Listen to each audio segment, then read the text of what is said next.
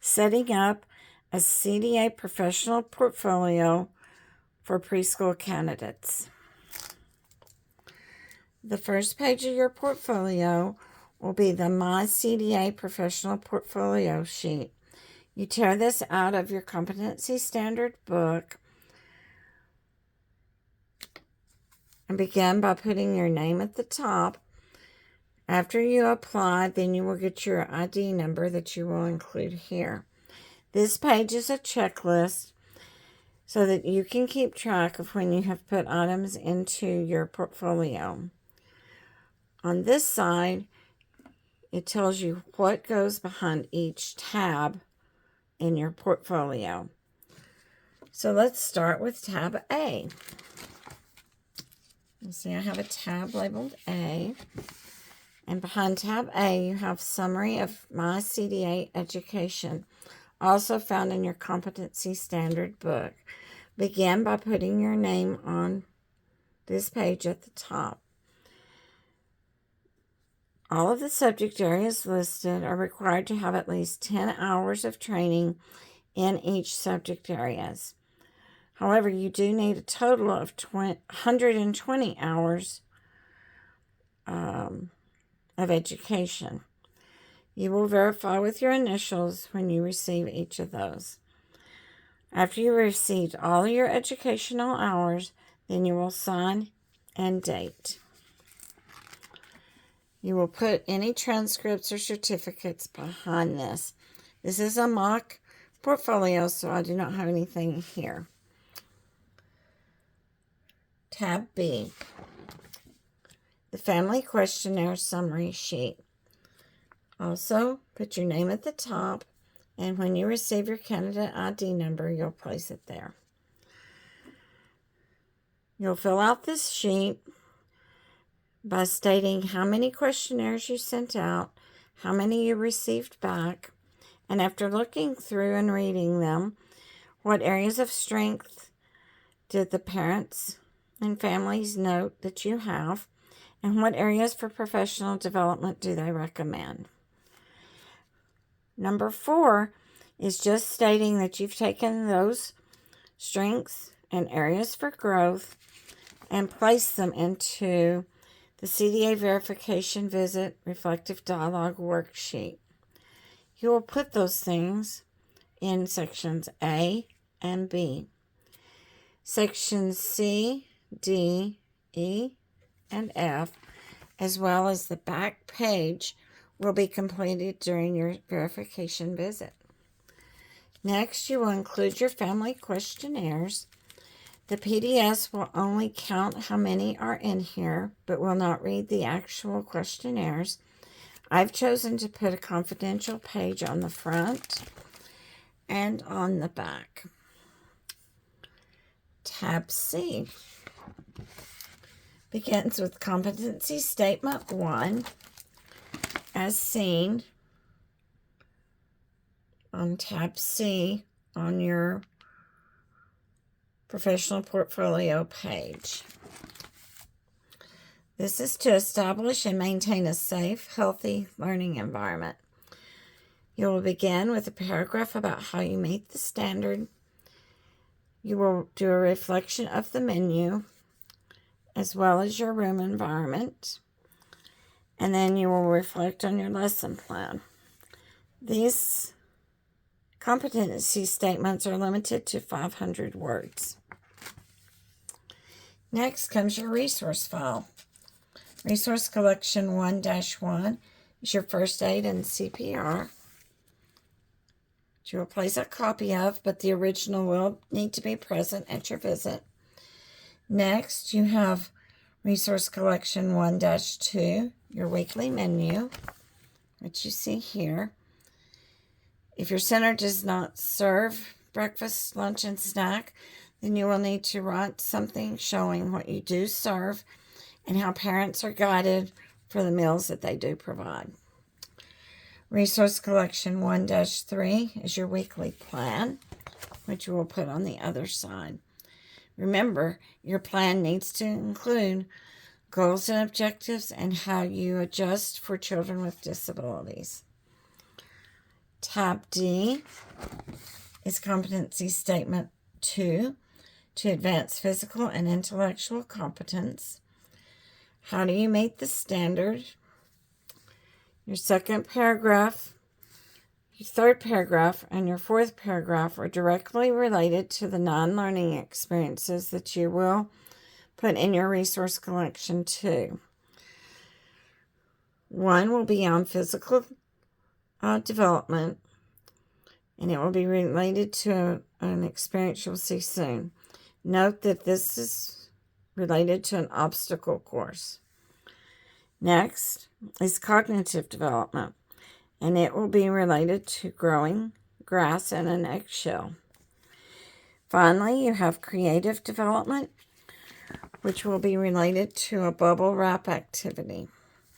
And then finally, write a paragraph about how you communicate to children and how they learn to communicate. Resource collection 2 are your non-learning experiences. These are activities that would be appropriate for the group you're working in. Resource collection 2-1 is science and sensory. And I use this one for my cognitive activity in that paragraph I mentioned. Each learning experience should have a title, the age group it's appropriate for, the goals, which is what you want the children to learn, the materials you will need, and how do you teach the activity. The more details you can provide in this section, the stronger the activity will be. Finally, include why, based on child development, is this developmentally appropriate for preschool children. I have chosen on mine to put pictures, but they are not required. Next, you have language and literacy, creative arts, which is related to your competency statement, fine motor, and it must be an indoor activity. Gross motor must be an outdoor activity, and you will see that it is the obstacle course that I mentioned earlier in my statement. Next, you have self-concept, emotional skills and regulations, social skills, and finally, mathematics. Now we have Tab E. Tab E is for Competency Statement 3, to support social and emotional development and to provide positive guidance. Again, start your statement off with how you meet this statement and standard. Secondly, how do you support positive self-concepts and assist children with social and emotional development? And finally, how do you believe that children should be guided, and has your philosophy changed from the way you were raised? Your bibliography for Resource Collection 3 will include 10 books appropriate for preschool children. You will have the title, the author, the publisher, the copyright date, and a short summary. You will do this with all 10 books. It is a good idea to have a variety of books from a variety of authors, from a variety of publishers.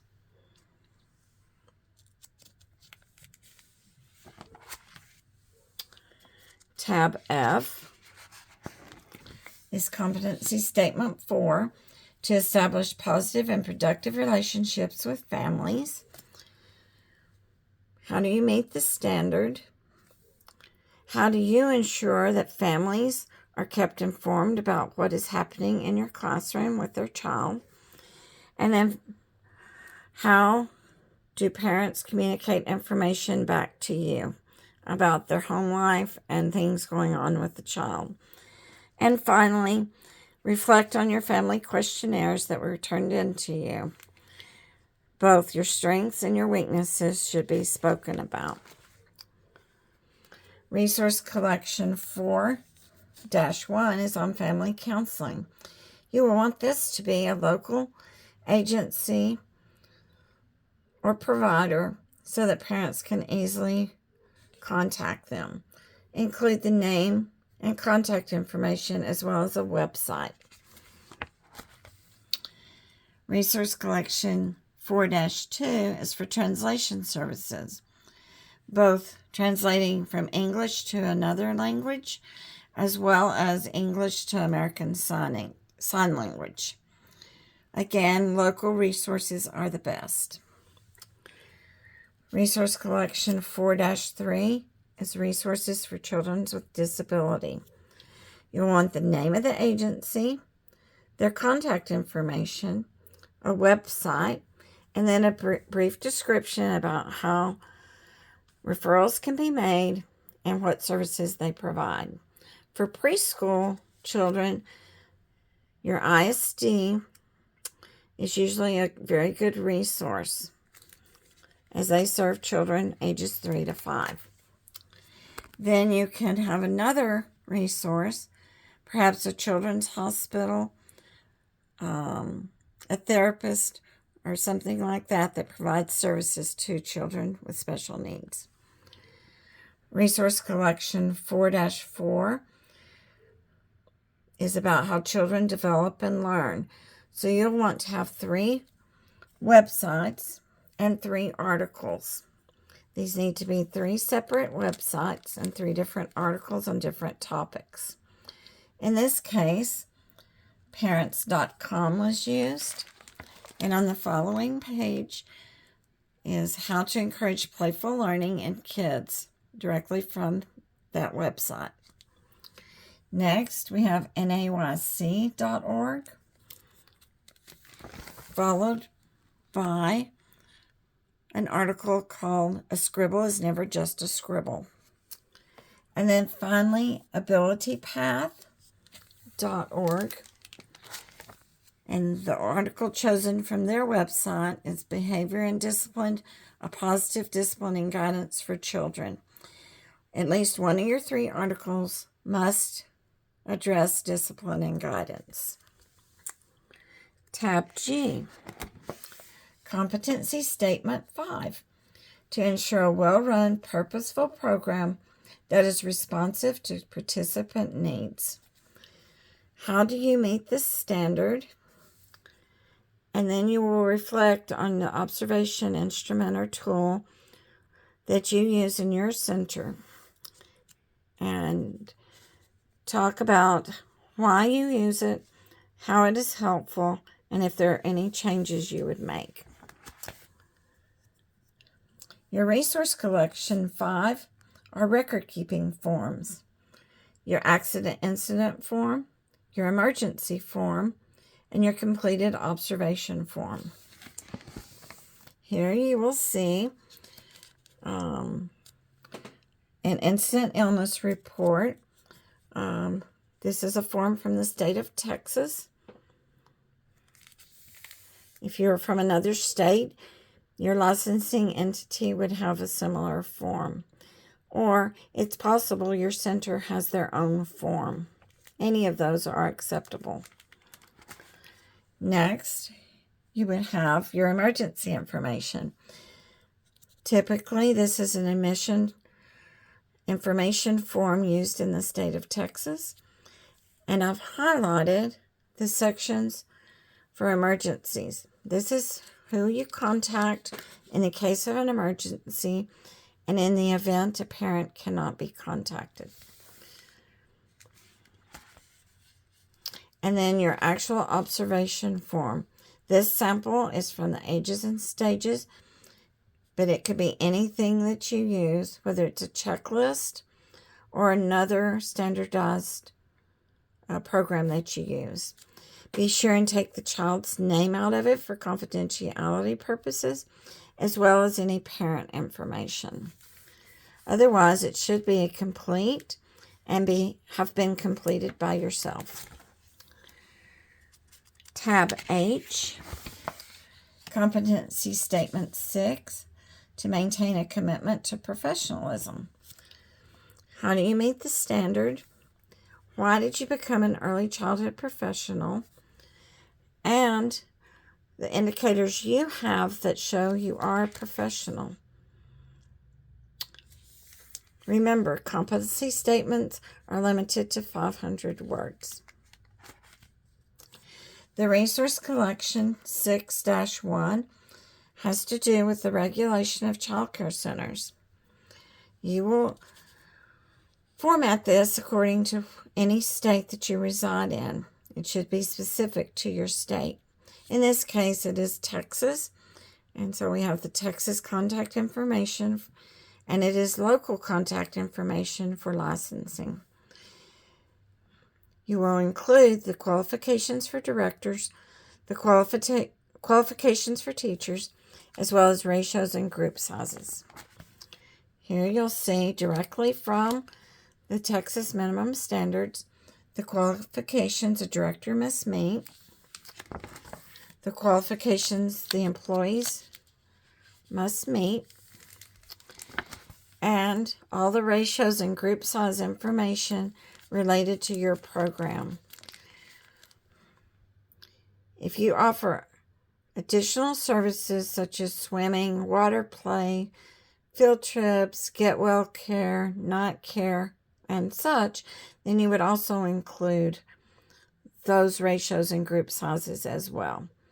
If you do not offer any of those extras, your basic ratio and group size information is sufficient. Resource Collection 6-2, Early Childhood Associations. You will want to have 2 or 3 associations, and in this example, NAYC was the name of one association. The website has been included, the professional resources they provide, and what the membership opportunities are. I've also included the National Head Start Association with the same information. Resource Collection 6-3 are your legal requirements for abuse and neglect. Include the agency name, as well as the mandated reporting guidelines. This is a form that you can get directly from the Texas Minimum Standards website, and it gives you the phone number and the online hotline. It also gives you tip sheets if you have questions, how to get help when you need to make a report, and then additional information on how to recognize abuse and what the legal definitions are. Your last tab in your portfolio will be tab I. This will be your professional philosophy statement. There's no word limit on this particular item. It is a basic summary of the things that you believe to be true about how young children grow and develop, what your role is as a professional in their lives, and any other relevant information that you feel is important that represents you as an early childhood educator. And that is a completed portfolio. When all of that is completed, you're coming back to this page to sign and date. You'll be ready to apply at this point, and you will then get your candidate ID number that you can include on all relevant pages. Thank you for watching.